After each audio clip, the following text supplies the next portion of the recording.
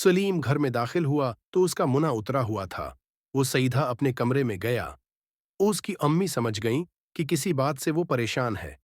वो इसकी दिलजोई के लिए कमरे में दाखिल हुए तो वो अपना गलक उठाए किसी सूच में गम बैठा था। आमी को देखकर वो सीधा होकर बैठ गया और आहिस्ता से बोला, अमी, मैं अपना गलक तोड़ना चाहता हूं। मगर क्यों? तुम तो कह रहे थे कि चांद रात को तोड़ोगे। अम्मी ने हैरत भरे लहजे में पूछा। सलीम ने फौरी तौर पर कुछ न कहा।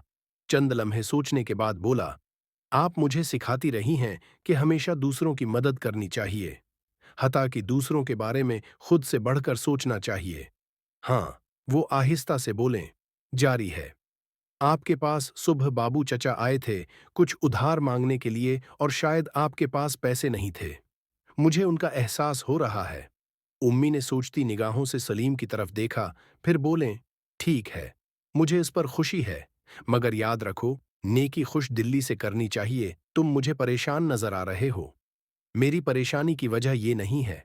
सलीम ने जल्दी से कहा, फिर अम्मी के गले में बांहें डालकर बोला, जमींदार के लड़के जमील खां ने अपनी जीप से मुझ पर पानी के छींटे उड़ाए और मेरे कपड़े खराब कर दिए। फिर तंजिया अंदाज से मुझे देखकर हंसने लगा। उसके ड्राइवर ने बदतमीजी की और कहा कि खां आ रहा हो तो रास्ते से हट जाया करो।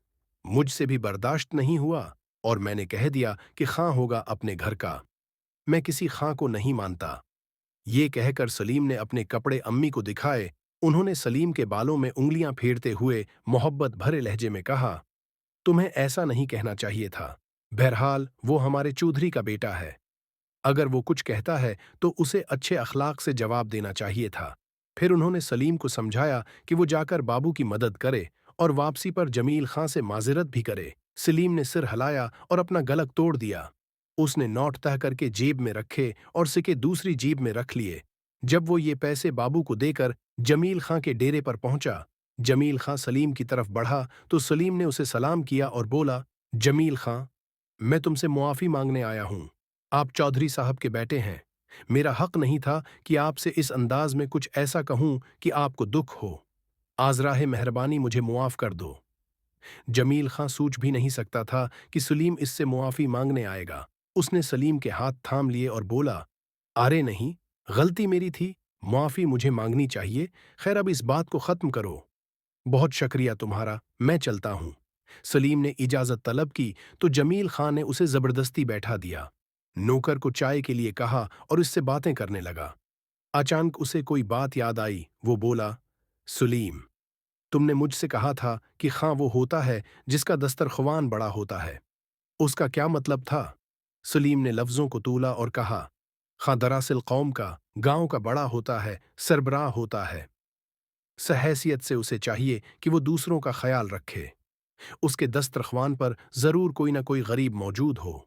फिर सलीम ने उसे बाबू के खराब हालात के बारे में बताकर दरख्वास्त की कि उसे किसी काम पर लगा दे। आसी शाम को बाबू और उसके बीवी बच्चे जमील खां के डेरे में दस्तरख्वान पर मौजूद थे। उसने बाबू को अपने खीतों पर काम करने की पेशकश की तो वो फौरन तैयार हो गया।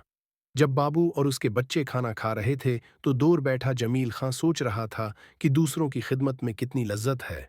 तब उसने फैसला किया कि अब उसके दस्तरख्वान पर रोजाना गांव के गरीब लोग आएंगे और फिर वो अपना दस्तरख्वान वसीया करता चला जाएगा।